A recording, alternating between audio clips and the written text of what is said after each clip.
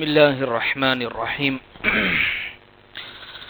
الحمد لله رب العالمين والصلاة والسلام على سيد الأنبياء والمرسلين محمد وآلہ واصحابہ اجمعین اما بعد۔ عزیز بزرگوں، سورہ کہف مکمل ہوئی، اس کا خلاصہ اور اس سے حاصل ہونے والے چند سبق اب حضرات کی خدمت میں یہ آخری درس کے عنوان سے ذکر کر دوں سورہ کہف کے۔ اس سورت کی کل 110 آیتیں تھیں۔ پہلی 8 آیتوں میں اللہ تبارک و تعالی کی تعریف ہے اور ماننے والوں کو اللہ نے خوشخبریاں سنائی ہیں اور نہ ماننے والوں کو ڈرایا گیا ہے، یہ پہلی 8 آیتوں میں۔ پھر آیت نمبر 9 سے آیت نمبر 27 تک اصحاب کہف کا قصہ بیان ہوا ہے۔ پھر آیت نمبر 28 سے 31 تک 4 آیتوں میں اللہ کے نبی صلی اللہ علیہ وسلم کو صبر کرنے کی تلقین کی گئی ہے، صبر پر آپ کو ابھارا گیا ہے۔ پھر اس کے بعد آیت نمبر 32 سے آیت نمبر 44 تک 2 باغ والوں کا قصہ بیان ہوا ہے کہ اللہ نے جس کو باغ دیے تھے اس کا کیا معاملہ ہوا، 2 باغ جس کو ملے تھے۔ پھر اس کے بعد آیت نمبر 45 اور 46 میں اللہ رب العزت نے یہ بات ذکر فرمائی ہے کہ دنیا کی زینت کیا ہے اور آخرت کی زینت، حقیقت میں زینت کیا ہے، کام آنے والی جو چیز ہے اس کو ذکر فرمایا۔ پھر آیت نمبر 47 سے 49 تک قیامت کے واقعے کو بالکل کھول کر بیان کیا گیا ہے کہ قیامت کے ہولناکیاں کیا ہوگی۔ پھر اس کے بعد آیت نمبر 50 سے 59 تک اللہ کا جو دستور ہے دنیا میں کہ ظالموں کو ہلاک کیا جاتا ہے اور مظلومین کی مدد کی جاتی ہے اس کو ذکر فرمایا، اور ساتھ ہی میں ایک قصہ حضرت آدم علیہ السلام اور ابلیس کا اس میں ذکر بھی فرمایا۔ پھر آیت نمبر 60 سے 82 تک اللہ تبارک و تعالی نے حضرت موسیٰ اور خضر علیہ السلام کے واقعے کو بیان فرمایا، اور پھر آیت نمبر 83 سے 99 تک حضرت ذوالقرنین کا قصہ بیان ہوا ہے، اور آیت نمبر 100 سے 110 تک اخیر میں اللہ نے پھر خوشخبری، پھر ڈرایا ہے، اور اللہ تبارک و تعالی وحی کے ذریعے سے ثابت قدم رکھتے ہیں اپنے انبیاء کو، اس کو بیان فرمایا۔ یہ پوری صورتوں کی آیتوں میں جو باتیں ذکر کی گئی۔ اب عزیز بزرگوں، حضرت پیر ذوالفقار صاحب نقشبندی ادام اللہ فیوزہم العالیہ حضرت فرماتے ہیں کہ میں نے اس صورت کو سمجھنے کے لیے تقریباً 120 تفسیر کا مطالعہ کیا۔ ہم یہ سمجھتے ہیں اس صورت کے بارے میں کہ یہ صرف غار والوں کی قصے کی صورت ہے، اصحاب کہف کے بارے میں صورت ہے۔ اس صورت کا مقصد اور سینٹرل آئیڈیا اور لب لباب جو خلاصہ جو ہے وہ چند چیزیں ہیں۔ دیکھیے، اس دنیا کے اندر انسان کو جو حالات آتے ہیں وہ 8 طرح کے حالات آتے ہیں ہر انسان کو، یا تو عزت یا ذلت، یا تندرستی یا بیماری، یا تو نفع یا نقصان، یا خوشی یا غمی۔ یہ 8 حالات سے انسان کو گزرنا پڑتا ہے۔ ان 8 حالات کا خلاصہ 2 چیزیں ہیں، یا تو انسان ان 8 حالات میں شکر کرے گا یا پھر صبر کرنے والا ہوگا۔ اگر انسان شکر کرتا ہے تو وہ کامیاب ہے، صبر کرتا ہے تو وہ کامیاب ہے۔ شکر کے بجائے اگر ناشکری کرتا ہے اور صبر کے بجائے بے صبری کرنے لگ جاتا ہے تو پھر ایسا انسان ناکام ہے۔ اس لیے آپ دیکھیں 5 قصے جو اس صورت میں بیان ہوئے ہیں، صبر اور شکر کی مثالیں ملتے ہیں اس میں۔ آپ دیکھیں 5 قصے، اصحاب کہف کا قصہ، 2 باغ والے کا قصہ، آدم علیہ السلام کا قصہ، موسیٰ علیہ السلام کا قصہ، ذوالقرنین کا قصہ۔ حضرت اصحاب کہف کے قصے کے اندر اگر دیکھیں تو ان کے سامنے جو حالات تھے اس حساب سے ان کو جو چیز پر جمنا تھا وہ ان کے لیے تھا صبر، اور انہوں نے کر کے بتایا تو وہ کامیاب ہوئے۔ پھر دو باغ والا جو تھا اس کے سامنے جو مسئلہ تھا وہ کرنا تھا شکر اس کو، لیکن اس نے کیا نہیں شکر، اللہ کی طرف سے حالات آئے۔ آدم علیہ السلام کے قصے میں دونوں چیزیں ہیں کہ جنت کی نعمتیں تھی اور اس کے بعد پھل کے ذریعے سے آپ کو آزمایا گیا تھا، پھل کے ذریعے سے، تو صبر شکر دونوں ملتی ہے۔ موسیٰ علیہ السلام کے قصے کے اندر صبر ملتا ہے، اور سکندر ذوالقرنین کے قصے کے اندر جو بات ملتی ہے وہ شکر کی، کہ اللہ نے جو نعمتیں دی تھی ان نعمتوں پر شکر کیا، اللہ نے نعمت کو بڑھایا۔ مزید اس صورت کے اندر اللہ تبارک و تعالی نے اس صورت کو الوہیت سے شروع فرمایا کہ اللہ تبارک و تعالی ہی معبود ہے۔ الحمدللہ، الحمدللہ، اللہ الہ سے، اللہ کے نام سے شروع فرمایا، اور ختم جب فرمایا تو بعبادت ربی ہی، رب سے ختم فرمایا۔ شروع اللہ سے ہے، ختم رب سے ہے، یعنی انسان کو اللہ اور رب کے حکموں کے مطابق رہ کر زندگی کو گزارنا ہے۔ مزید اللہ کے نبی صلی اللہ علیہ وسلم کے لیے اللہ نے شروعات میں جو ذکر فرمایا وہ عبدیت سے، کہ اپنے بندے پر، اور ختم فرمایا ہے تو بشریت پر ختم فرمایا ہے، یعنی اللہ کے نبی صلی اللہ علیہ وسلم کے بشر ہونے پر۔ یہ دو چیزیں ایسی ہیں کہ عبدیت کے بارے میں ذکر کیا کہ اگر صحیح معنی میں کسی انسان کی زندگی میں عبدیت آ جاوے، عبدیت کا مطلب ہوتا ہے ماننے والا، اللہ کے حکموں کے مطابق بالکل اطاعت کرنے والا بندہ۔ جب بندہ ایسے کرنے لگ جاتا ہے تو وہ اللہ کا بہت مقبول ہوئے، ورنہ ہوتا کیا ہے زندگی کے اندر کہ انسان منمانی اور اسی طریقے سے جو چیز اس کو سمجھ میں آئی، حالات کے موافق ہوئی تو مان لے گا، لیکن حالات کے موافق اس کے مزاج سے میچ نہیں کھائی تو پھر وہ عبدیت کے دائرے میں سے باہر نکل جائے گا۔ تو اللہ کو سب سے بڑی پسندیدہ جو چیز ہے کہ میرا بندہ صحیح معنی میں بندہ بن کے زندگی گزارے، یہ حضور کی زندگی میں کامل طریقے پر، اور ختم فرمایا اس صورت کو حضور کے لیے بشریت پر، کہ آپ بشر ہیں، میں ذکر کر چکا ہوں۔ پھر اس صورت کے اندر جو بات ملتی ہے کہ یہ صورت دجال کے حفاظت کے لیے، ہم نے بار بار پڑھا اس صورت میں کہ دجال کے حفاظت کے لیے یہ صورت ہے، اور حدیث میں بھی اس کے بارے میں ملتا ہے کہ پڑھیں گے اللہ دجال سے حفاظت کریں گے۔ اور دجال اور دجل کا مطلب ہوتا ہے فریب دینے والا، دھوکہ، ظاہر میں کچھ ہو اور ظاہر میں کچھ بتائے گا لیکن حقیقت اس کی کچھ اور ہوگی، تو وہ اس طریقے سے دجال کرنے والا بنے گا۔ تو اس لیے اللہ رب العزت نے فرمایا کہ جس طریقے سے یہ بندے اصحاب کہف والے جو تھے، ان لوگوں نے اس زمانے کے دجل سے بچنے کے لیے اپنے آپ کو غار میں بند کر دیا۔ اگر دجالی فتنہ یا اسی طریقے سے دجال کی جتنی سازشیں اے مسلمانوں تمہارے زمانے میں ظاہر ہونے لگے تو تمہیں بھی کہف کے اندر، غار کے اندر جانا پڑے گا۔ اس زمانے کے اندر جو غار ہے، جو کہف ہے، پیر صاحب لکھتے ہیں کہ 5 کہف ہے کہ انسان ان چیزوں میں سے کسی ایک کے اندر اپنے آپ کو بند کر لے تو وہ محفوظ ہو جائے گا دجال سے۔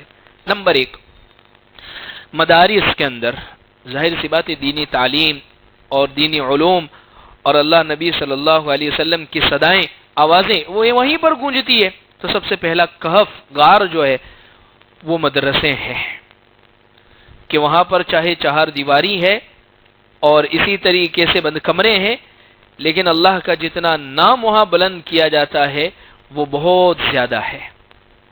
دوسرا غار ہے وہ خانقاہیں، اللہ والوں کی جو خانقاہیں ہوا کرتی ہے کہ جہاں بیٹھ کر وہ اللہ کی ضربیں لگواتے ہیں، جہاں پر اپنے مریدین کے دلوں کی اصلاح فرماتے ہیں، جہاں پر وہ بہت ساری روحانی بیماریوں کے علاج کرتے ہیں جو انسان کے جسموں کے اندر گھر کر گئی ہوتی ہے۔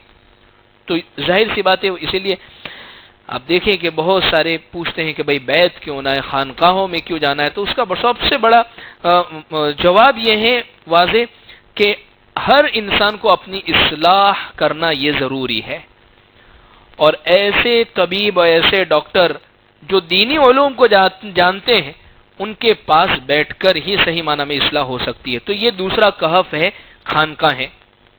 تیسرا کہف ہے اس زمانے کے اندر دعوت و تبلیغ، کہ انسان اس راستے کے اندر اپنے آپ کو لگاوے، کہ اگر اس راستے کے اندر چلتا ہے تو اس کی وجہ سے ہوگا یہ کہ اللہ اور اللہ کے رسول صلی اللہ علیہ وسلم کی باتوں سے وہ گھرا ہوا ہے، ہر وقت اس کے اوپر اور ہر وقت امت کے مسائل اس کے سامنے ہیں۔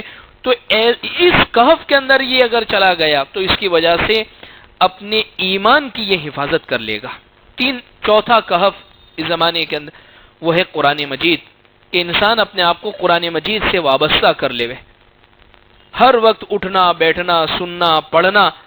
تو اس کے ساتھ بالکل اگر اپنے آپ کو لگا لیا تو بھی دجال کے فتنے سے اس کی حفاظت ہو جائے گی۔ اور پانچواں اور آخری کہف جہاں پر دجال حقیقت میں بھی داخل نہیں ہو پائے گا، وہ ہے مکہ المکرمہ اور مدینہ المنورہ۔ تو الغرض اس دور کے یہ 5 کہف ہیں۔ اسی طریقے سے ہر واقعہ ہمیں ایک سبق دیتا ہے۔ 5 واقعے ہیں، 5 قصے، ان 5 واقعے سے ایک سبق ملتا ہے۔ سب سے پہلا قصہ اصحاب کہف کا، اس واقعے سے ہمیں یہ سبق ملتا ہے کہ دیکھیے ایمان کی حفاظت کے لیے کسی نہ کسی کہف اور پناہ کی ضرورت انسان کو پڑتی ہے تاکہ اس کا ایمان بچ جاوے۔ دجال سے بھی محفوظ اگر رہنا ہے تو یہ شروع میں جو 5 کہف ذکر کیے ان میں سے کسی ایک کو اپنے آپ کو لگانا ہوگا، ورنہ ظاہر سی بات ہے اگر ہم دین تلاش کرنے جائیں تو ان چیزوں کے علاوہ ہمیں کہاں پر دین ملے گا؟ خانقاہیں بھی تو مسجدوں ہی میں لگتی ہے، یعنی وہ کہف ہی ہوا، مدرسے بھی اصل مسجد ہی کے تابع ہیں، دعوت و تبلیغ بھی اصل مسجد ہی کے تابع ہیں۔ تو یہ ساری قرآن بھی تو مسجد ہی کے ساتھ جڑا ہوا ہے۔ مکہ المکرمہ مدینہ المنورہ، یہ ان کی تو فضیلتیں ہی ان چیزوں۔ تو یہ ساری چیزوں یعنی انسان اپنے آپ کو مسجد کے ساتھ مضبوط کر لے وے، دجال کے فتنے سے اللہ اس کی حفاظت فرمائیں گے۔ اس لیے اصحاب کہف کے واقعے سے سبق یہ ملتا ہے کسی نہ کسی کہف اور غار کی ضرورت پڑتی ہے ایمان کو بچانے کے لیے، ورنہ یہ ایمان محفوظ نہیں ہے۔ ورنہ اگر انسان ایسے ہی پھرتا رہے گھومتا رہے نہ نمازیں پڑھ رہا ہے تو پھر کیسے اس کا ایمان محفوظ ہو پائے گا؟ اس ایمان کو محفوظ کرنے کے لیے اس کو فکریں کرنی پڑے گی، اس ایمان کو بچانے کے لیے اس کو کوششیں کرنی پڑے گی، اور کوششیں کرنے کا مطلب یہ ہے کہ اس کے اوپر محنت کرنا، اس کے خاطر وقت دینا، تبھی تو وہ آخرت میں کامیاب پھر ہو سکتا ہے اس کے اوپر۔ تو یہ اس واقعے سے سبق ملا کہ کسی نہ کسی پناہ گاہ کی کسی غار کی ضرورت پڑتی ہے، تو یہ غار ہے۔ دوسرا واقعہ اس شخص کا جس کو اللہ نے 2 باغ دیے تھے، اس واقعے سے سبق کیا ملتا ہے؟ سبق یہ ملتا ہے کہ دیکھیے اللہ نے جو مال ہمیں دیا ہے اس مال کو کبھی بھی ہمیں اپنی طرف منسوب نہیں کرنا ہے، میں نے کمایا، میرا ہے، میں نے بسایا، میں کرتا ہوں، مجھ سے ہوتا ہے، میری چیزیں ہیں، یہ نہیں کرنا ہے۔ جب بھی ہو اللہ کی طرف منسوب کرے، جب بھی ہو اللہ نے دیا ہے، اللہ کی توفیق سے کرتے ہیں، اللہ نے دیا ہے تو کرتے ہیں، اللہ کی عطا سے یہ سارا معاملہ ہوا ہے۔ اگر یہ کرے گا تو انسان کو اللہ اور زیادہ نوازیں گے، ورنہ اگر ان چیزوں پر اگر انسان آ گیا، میں نے کیا ہے، مجھ سے ہوا ہے، میرا ہے، تو جیسا اس باغ والے کا حال ہوا کہ وہ اللہ کی پکڑ میں آ گیا اور جو نعمتیں بھی ملی تھی ان نعمتوں سے وہ محروم ہو گیا، تو پھر دوسرے لوگوں کے ساتھ بھی یہی معاملہ ہوگا۔ اسے جب کبھی اللہ مال دے تو اس مال کو فوراً اللہ کی طرف منسوب کرے۔ یہ دوسرے قصے اور واقعے سے سبق ملا ہے۔ تیسرا قصہ تھا حضرت آدم علیہ السلام اور ابلیس کا۔ اس واقعے سے سبق کیا ملتا ہے کہ دیکھیے ابلیس یہ انسان کا ہمیشہ سے دشمن ہے، اس لیے اس کو دشمن سمجھنا ہے، اور جنت جو انسان کا اصل ٹھکانہ ہے جہاں سے حضرت آدم علیہ السلام اور دادا تشریف لائے ہیں، اس جنت کی فکر انسان کو کرتے رہنا ہے۔ یہ تیسرے واقعے سے سبق، جنت کی فکر کرتے رہنا اور ابلیس کے داؤ اور حربے کو صحیح معنی میں سمجھنا ہے، جس طریقے سے اس نے حضرت آدم علیہ السلام کے ساتھ مکر کرنے کی کوشش کی تھی۔ یہ تیسرے واقعے سے سبق۔ چوتھا واقعہ ہے حضرت موسیٰ اور خضر علیہ السلام کا واقعہ۔ اس واقعے کا سبق یہ ہے کہ ہم دنیا میں جتنا بھی علم حاصل کر لے، کتنے بھی بڑے جانکار بن جاوے، عالم بن جاوے، بڑے بن جاوے، دنیا میں کوئی نہ کوئی ایسا ہے جو ہم سے بھی بڑھ کر جاننے والا ہے۔ وَفَوْقَ كُلِّ ذِي عِلْمٍ عَلِيمٍ، ہر علم والے کے اوپر ایک علم اور رکھنے والا موجود ہے۔ جیسے دیکھیے حضرت موسیٰ علیہ السلام حالانکہ وقت کے نبی ہے، ان کو بھیجا گیا حضرت خضر علیہ السلام کے پاس، یہ ہمیں پیغام دینے کے لیے کہ ہر علم والے کے اوپر ایک علم والا موجود ہے۔ اور دوسرا سبق یہ ملتا ہے کہ انسان کبھی بھی چیزوں کی حقیقت ہے اس کو نہیں سمجھ سکتا ہے، اس کی حقیقتوں کو گھیر لے، اس کی حقیقتوں کو احاطہ کر لے، انسان کے بس میں نہیں ہے۔